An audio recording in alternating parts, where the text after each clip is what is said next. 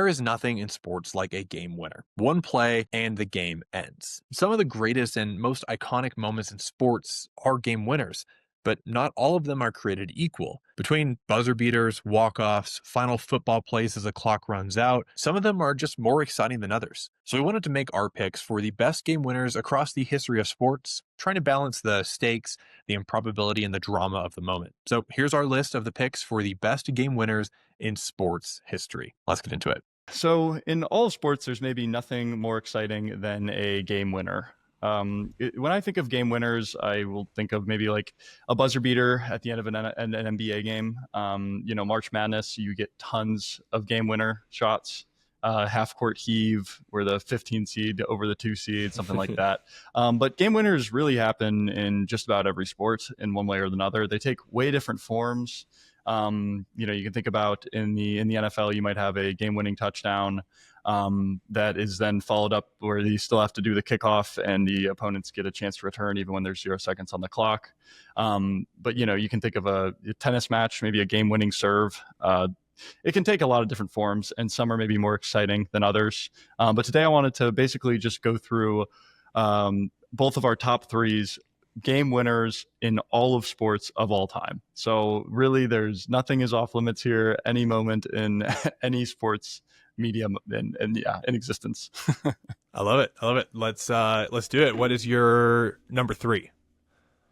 Yeah, sure. So before we go there, I wanted to mention one that's not going to make my list only because it's mainly just not a huge sports moment, but I still thought it'd be interesting to talk about for a quick second. And that is in the disc golf world, there is what is called the shot. And we'll probably talk about this a few times. And a lot of sports, there is something called the shot or the play. It takes a lot of different forms. But this one happened in disc golf, and it was James Conrad, and this was in the World Championships of disc golf. I think it was the World Championships. It was a huge tournament, anyways, and it's similar. You can think about disc golf in a similar way to golf. He did the equivalent of basically chipping in on hole 18 to. He was actually down by 1 stroke. His opponent basically had a tap in to win the tournament. He had to chip in from 150 yards. It's what you would say in the golf world. And he did it, forced a playoff in the tournament and went on to win that tournament. I remember watching it live, and it was one of the most insane moments in all of this live sports that I've witnessed, and so it holds a special place in my heart because I just remember watching it in just utter disbelief. And so I still wanted to mention it, but I don't think it's going to make my list only because of the fact that it happened in disc golf, unfortunately. And I don't think it wouldn't feel right. No, it's fair. I'd also distinctly remember that. I think it was, I don't know, maybe 4 years ago, 2021, I want to say. Also worth mentioning, the guy who was in front of him with the tap in was Paul Macbeth, who at that time was unequivocally the best and probably is still unequivocally probably the greatest disc golfer of all time. And so that just kind of adds an extra layer. And disc golf also has, sometimes with golf, when you hit a really great shot, and there's obviously cinematic moments, but sometimes when someone hits a hole in one, the person who's at the hole has to tell them. It's not the most obvious. It's just far away and it's a small ball. With disc golf, with just how the disc kind of flies, you can throw it and then it feels like you can kind of see it a little bit better kind of going in. And James Conrad is kind of he almost starts running after it, or there's just a little more cinema with it, kind of slowly arcing through, and then it plants itself in the basket. And so yeah, super cool moment. I'm glad you shouted it out. An awesome sports moment. And if you haven't seen it, you have to watch it. And just the way James Conrad has this hair that's 10 feet long and it's just flowing as he's running it in. Everyone that's watching is going crazy. It's electric. Yeah. Okay, so now that I got that out of the way, had to mention it. My number 3.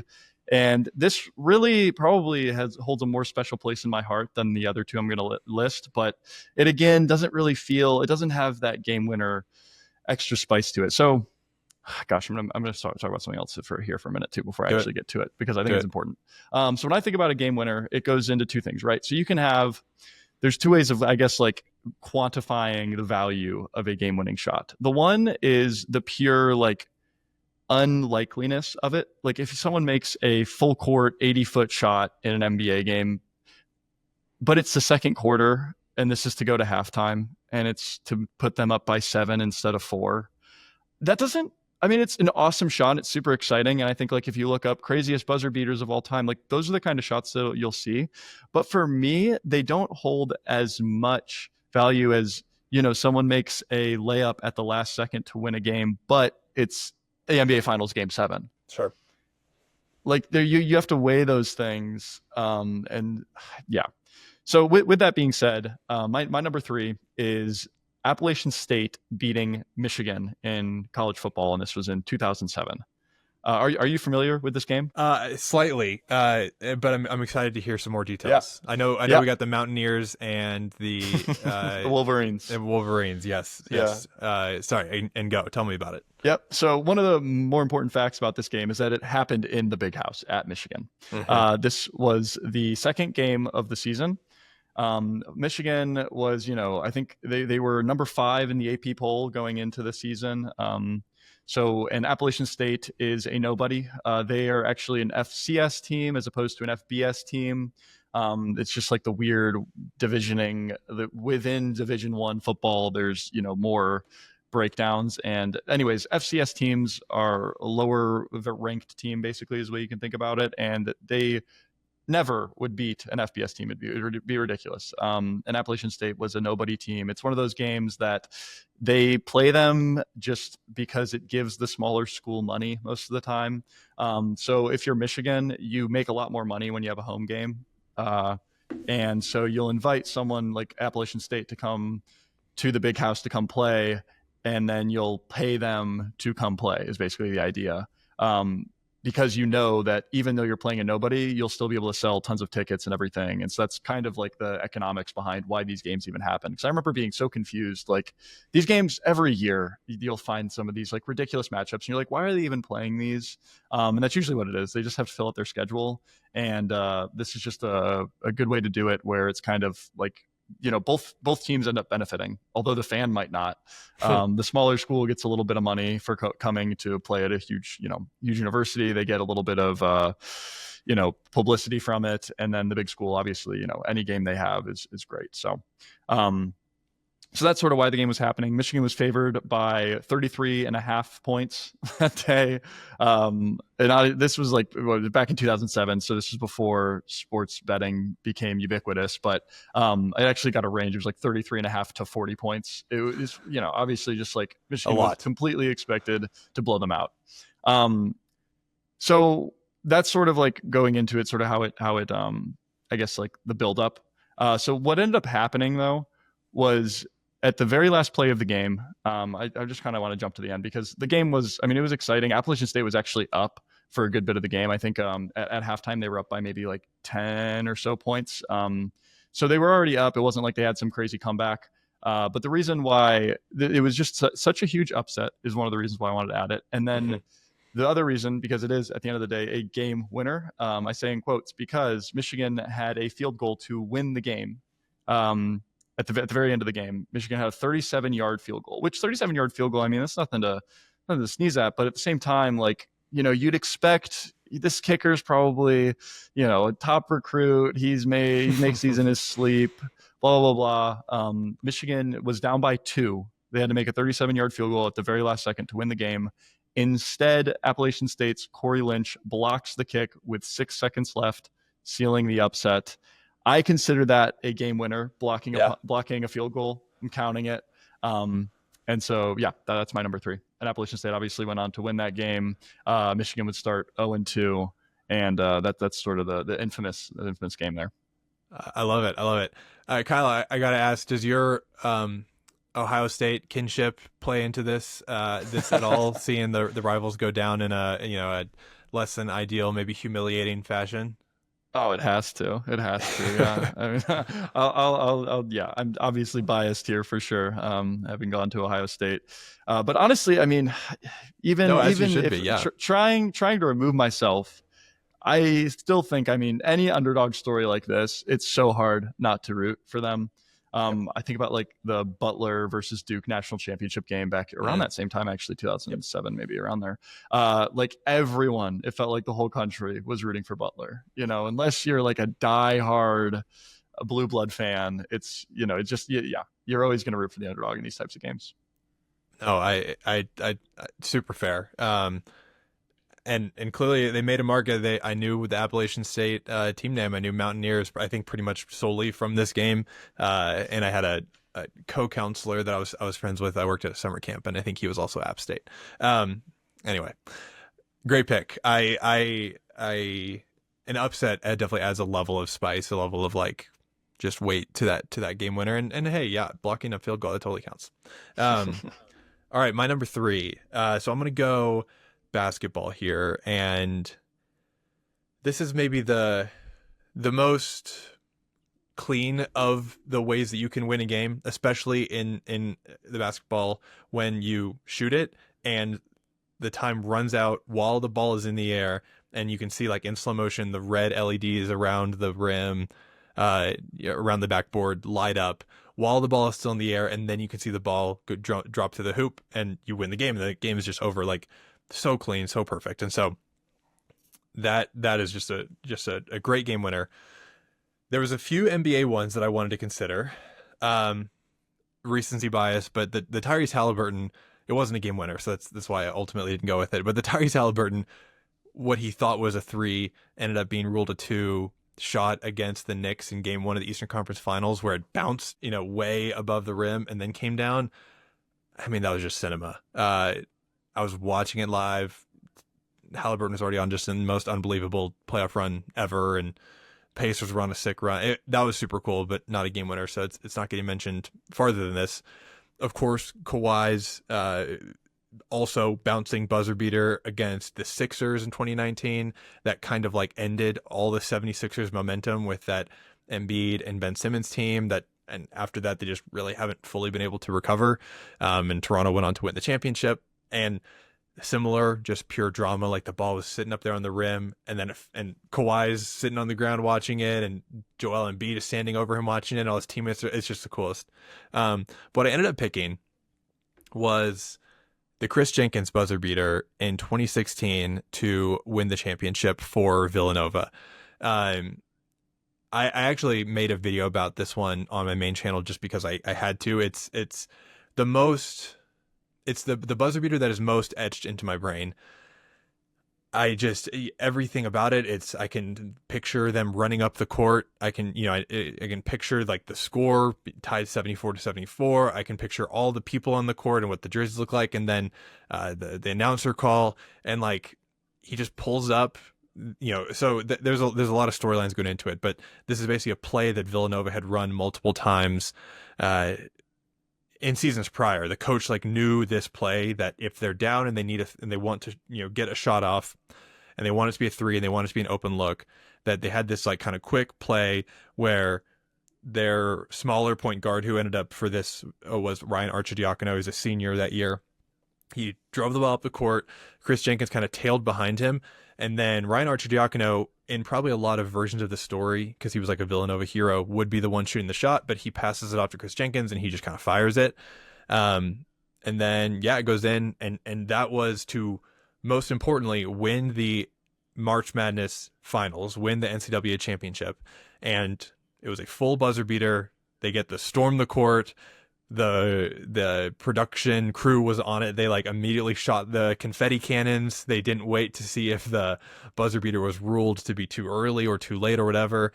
Like, they just hit the cannons. And so there's this great moment where they're celebrating on the court, and all the confetti's raining down, and the North Carolina players are in disbelief, and the Villanova players are in disbelief, but they're happy, and just the coolest thing ever. And there's something so pure about college basketball and March Madness especially, and just how competitive it is. And like, obviously NIL money is like complicating stuff a little bit, but it's just dudes going out there and playing and just trying to win it for their college. And some of these guys never even go on to have like much of an NBA career. Like, I think most of the guys on the court never really went on to the NBA career. The two biggest guys in that game who are in the NBA were on the bench, and that was Mikal Bridges and Jalen Brunson for Villanova. And so it's like, this was just for their college. He made the shot, and it was a clean buzzer beater, and they won the championship. So that's my number 3. Yeah, college basketball it's so raw. It just Yeah. feels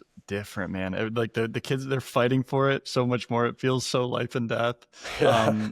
Yeah, and I mean that game winner, it had everything. Like I was mentioning before, how it's either usually like a game winner either has a ton of like crazy improbable, like it's so improbable, or it happened in like a really big moment. This is one of those ones that had both. Like he took it's a pretty deep three, Yeah. but it's the fact that it's in the biggest stage of college basketball at the and to do it in true form. You're right. When you can see the red LEDs around the shot clock or on the backboard, that's when you know it's a good one. Absolutely. Absolutely. All right. With that, I'm going to go to my number 2 now. Gosh, I wish it was a little bit more diverse, but I'm actually going football again. I am moving to the NFL with this one though. And this time I'm going, and this is because I've got a soft spot in my heart for Tim Tebow, and so I'm going with the 2011 wildcard game between the Broncos and the Steelers. I love that we're talking about Tim Tebow on this video, and we are not talking about his college career. That's beautiful. Yeah, that's right. So set the stage a little bit here. It's a playoff game, obviously. It's a wild card game, so we have that check. Tim Tebow, it's in overtime. The Broncos, led by Tim Tebow, were up 20-6 at halftime. The Steelers end up fighting back and come back and make it a really good game. They go into overtime. And so the way the NFL overtime works is always been so ridiculous to me, but it's like the first team scores situation where it's like, if you are able to, if you get the ball first and you go score a touchdown, your team wins, end of the game. That's it. And so that was sort of the situation we had here. Tim Tebow threw an 80-yard touchdown pass to win the game, and it was obviously an actual game winner in terms of like it was the last play of the game. It didn't go anywhere else. After the game, immediately following it, you have Tebow doing his patented Tebowing, kneeling down. Yeah. The cameras are like following him, panning. It was unbelievable to see. This one I did not watch this one live, so I think it would maybe hold even more value if I was able to see it live. I think whenever you see one live, it means all that much more. I think a lot of those are reserved for March Madness for me. Sure. You end up just seeing so many games, but yeah, I mean, just crazy game.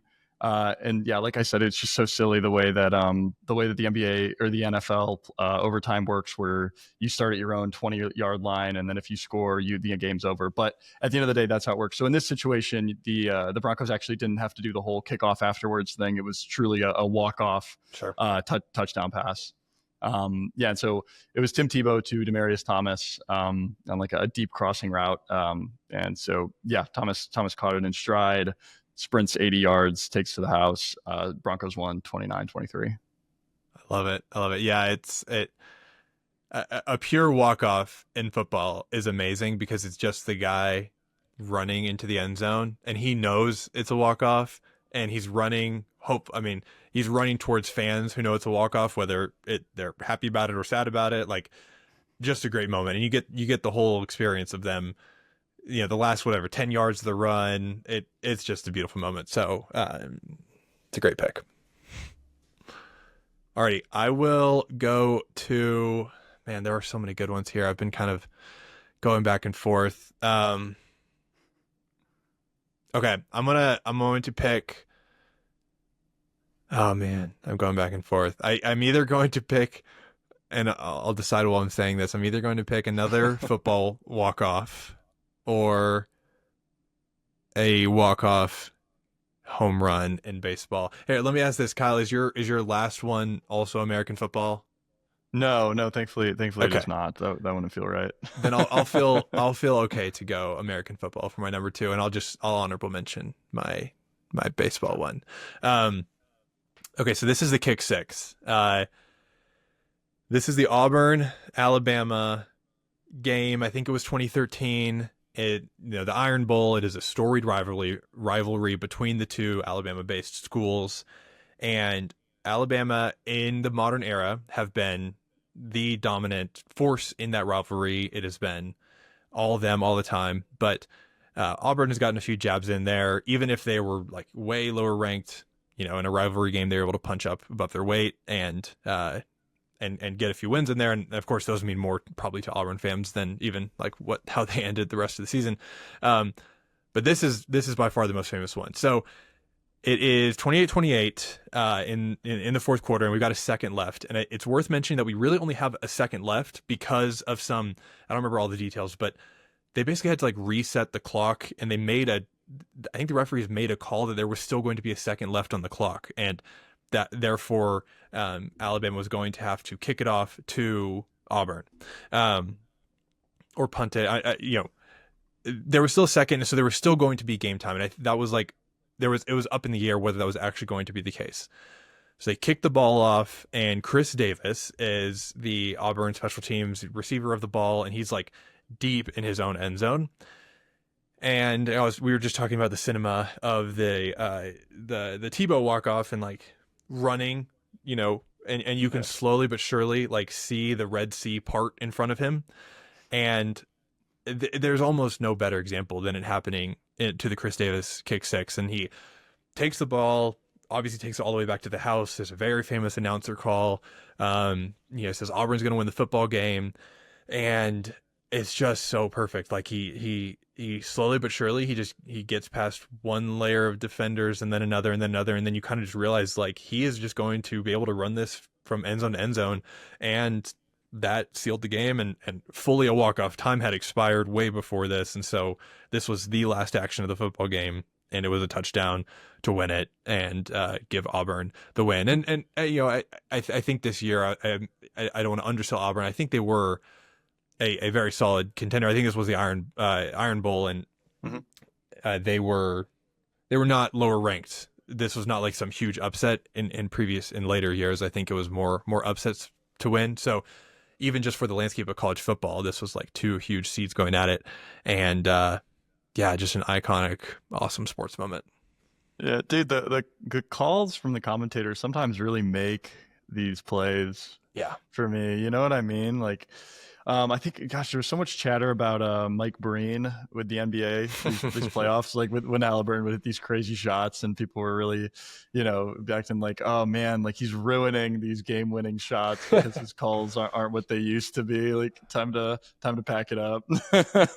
Yeah, no, it's a huge deal. What they help us remember the moment so much stronger and more viscerally. So yeah, absolutely. Yeah.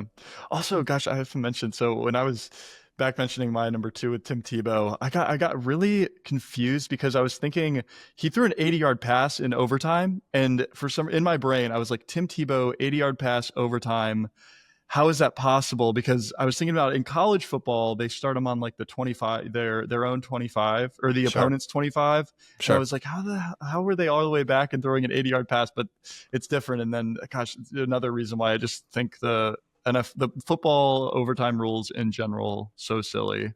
We need some football czar to just tell us like, hey, yeah, seriously, let's lock this down, and you guys both do the same thing because it's confusing. But there's audiences that overlap. There are some people that don't. They only watch college football. They only watch the NFL. So maybe they don't care, but we care. Yep. Awesome. Good pick. It's time to move away from football. We're done with this. Yeah. All right. Going on to my number 1. It's actually one that you mentioned. And this one I think is my number 1 because I did see this one live, and it's Kawhi's fadeaway corner 3, Game 7 of the Eastern Conference Finals over the Sixers. I mean, it's just in like nearly the most important time for Game 7, any Game 7. If it's a game winner, I mean, I'm putting them. It's in the upper echelon of buzzer beaters. If it's in the last game of the series, for me, it's so much more about like the moment, the player, and then obviously Game 7. Yep.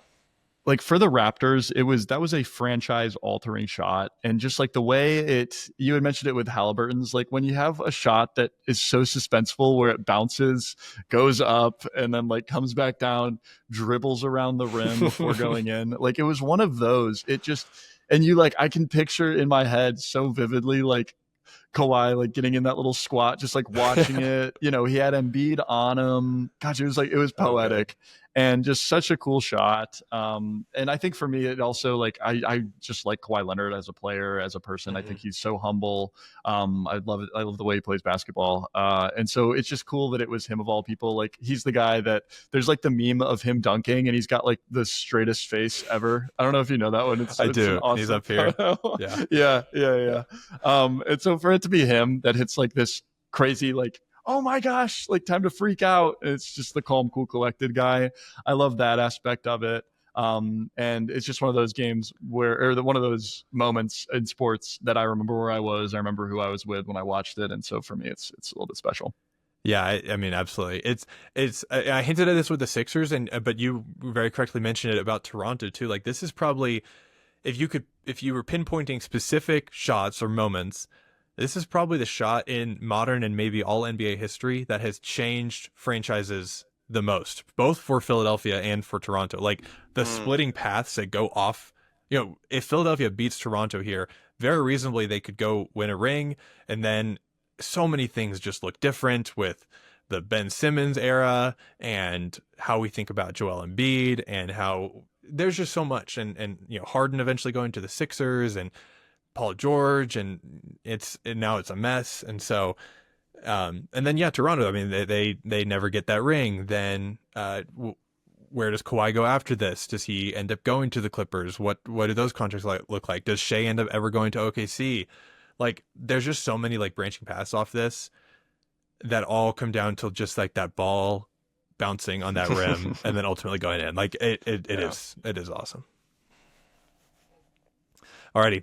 Okay, I'm going to just real quick mention my baseball one. And this one I'm going to fully recognize as recency bias, but the Freddie Freeman Grand Slam in the World Series, this is my honorable mention. Okay. There has been only 2 walk-off Grand Slams in the postseason, and there's only been 1 walk-off Grand Slam ever in the World Series. And first, a Grand Slam is the coolest thing possible in baseball. Hitting a home run is one of the coolest things, just like in sports. It maybe has become a little more devalued recently because everyone is pushing like home run or strikeout, like the 3 true outcomes thing. But like hitting a home run, doing the bat flip, and walking around the bases by yourself, it's just the coolest thing ever. It has just so much aura. Not to like over-index on that word, but I mean, it really just does.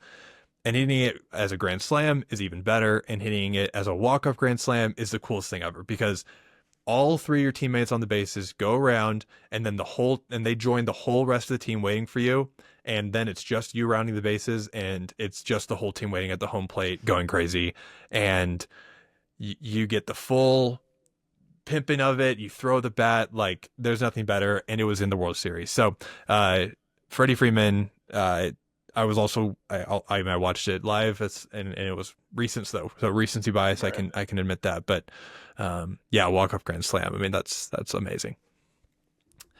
Alrighty, but the one that I will pick, my favorite / best game winner, we're going to football again, but now we're going to the sport of football as the world knows it, soccer as we know it, and that is Sergio Aguero's goal to win the Premier League against QPR in 2012.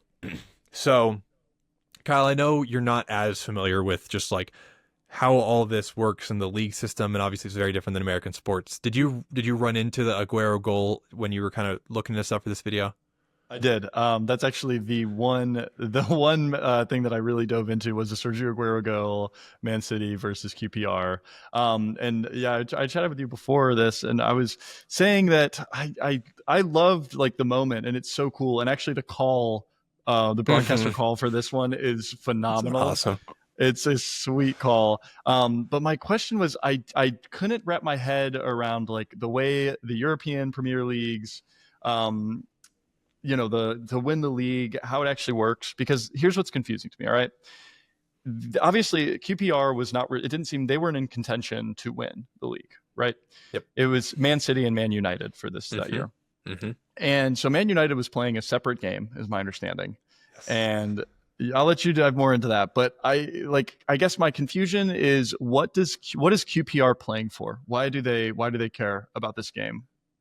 It's a very fair question. So, um, I don't remember the exact standings, how it all shook out, but I'm pretty sure that QPR was playing to not be relegated, uh, or they were at least near the bottom of the table. So, and this is not going to be that new information, but I'll just rehash it. They play in a league system, so before anything happens, they schedule all the match weeks for the league, and they say Man City's going to play Arsenal in week 1, and Liverpool in week 2, and Sunderland in week 3, and Fulham in week 4, and so on, and QPR in the last game week, and the same for Manchester United. And the same, so they have the full schedule ahead of them. You get 3 points if you win, you get a point if you draw, and you get no points if you lose. And the first tiebreaker, which did come into play here, is goal difference. Basically, how many more goals did you score than were scored against you? So, I'm pretty sure QPR was playing to not get relegated, is my understanding. But also, like, they're playing, even if they were safe, I don't remember exactly, but even if they were safe, there's still a sense of you're playing. I don't know. I've never seen a team just give up because they were locked into 17th place or something like that. Like, that's just not a thing. They don't necessarily have something to play for in the same sense as like Man City has something to play for. But it's a fair point. Yeah, So, I mean, it ended up being an electric game. So like, yeah, my one gripe with soccer is that sometimes to an uneducated viewer, it can sometimes be a little bit boring. But every once in a while, you'll get just a phenomenal game. Like in the most recent World Cup final, like one of the most phenomenal games of soccer ever. Like any sports fan would want to watch that. And this is another one of those games, it seems like, where any sports fan would want to watch it. no, 100%. And so, I'll start actually at the end, which is, and you already mentioned this, but one of my favorite parts about it is that, so Man U and Man City, first bitter rivals. They play in the same city in Manchester, England. Their stadiums are not far from each other, and Manchester United is historically, before the past decade, 15 years or so, by far the dominant club, like over Manchester City, and also probably the dominant club in the Premier League. Man City was always like the little brother of Manchester. They had a huge influx of money in the mid 2000s, and they were very much on the up and coming. But they had never won a Premier League title. They had won some of the English First Division titles back before it was officially chartered as the Premier League, but they never won Premier League title. It's like winning something before the NBA. It's like you kind of count it, but it'd be more important to win the NBA. So Man U had won plenty, and going into the final match week, they were exactly tied on points. They had the same point total, but Manchester City had the goal difference tiebreaker. So they knew that if they could just keep level in points with Man U, that they would win, and they would win their first Premier League title.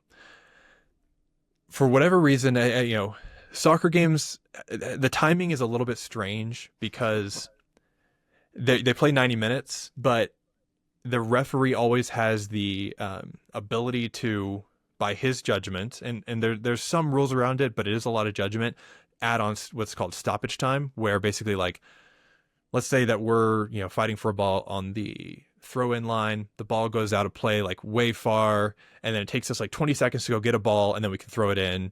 Or if there's a foul and someone's on the ground for like a minute, the referee will add up all those stoppages, they're called, in his mind, and he'll say at the end of this game, so that we can play a full 90 minutes and not just 90 minutes with a bunch of breaks in between, you guys are going to play an extra 10 minutes or whatever it is. So in this game, for sure they could and should just have someone dedicated to stopping the time when these things happen. A ball goes out of bounds, you stop the clock. That's how it works in every other sport. Sure. I had to throw that in there because it is so silly. I mean, I understand why maybe they did that 250 years ago. But for the last 100 years, I will never understand why soccer is the way it is in that format, in that regard. It's a fair point, and there's a lot of gripes to be had about how much stoppage you give and what judgment's going into that. But that's the system they were playing under. And so Man U, that game, they beat, I think it was Sunderland, maybe Southampton. It was one of those S teams. They beat them 1-0, pretty calm win. And QPR was up 2-1 on Man City, which was already a remarkable upset of a result. Like, going into the last 88 minutes. There's 2 minutes left of regulation. QPR was up by two, or excuse me, they were up 2-1. Man U knew they had won. And so here's the thing is that if Man U wins and Man City draws, Man U still wins because they are 2 points ahead of them. They know that Man City needs to outright win. They think there's no way that Man City can get back from this. Like, so basically they're watching the game, that the Man U game ends and they start watching it on like tablets on the field. Like they literally, they end the game. They immediately turn around. They're like, what is City doing? They're like, oh, they're down by 2 goals. Like we're good. Or they need, they need 2 goals to win. We're good. Celebrations start breaking out in the Manchester United Stadium. Like they have fully celebrated. So Man City's rivals are fully celebrated. You can even hear it from the City Stadium. You can hear the other stadium celebrating. At this point, Edin Dzeko, who is one of the forwards for Man City, he was prolific during this time, put in a header, I believe. And so now they're tied 2-2. They have to do the whole thing where they get the ball out of the goal, bring it back to the midpoint, go as fast as they possibly can. And but they don't have that much hope. Time's quickly running out. I think they had like 3 or 4 minutes of stoppage time. But they're the only ones still playing. The whole rest of the Premier League is done with their games. They've paused, whatever. And then you get the iconic moment. The ball kind of pings around in the box. Aguero takes 2 touches and fires into the netting, and then he takes off his shirt. He's running around. He's throwing it over his head like this, and yeah, it's there. There's no better moment because of the league format. They had been working to this moment for the entire year. Like it is bigger than a tournament. It's bigger than like a playoffs or something. Like this is the whole league comes down to this one moment, whether he scores it or not.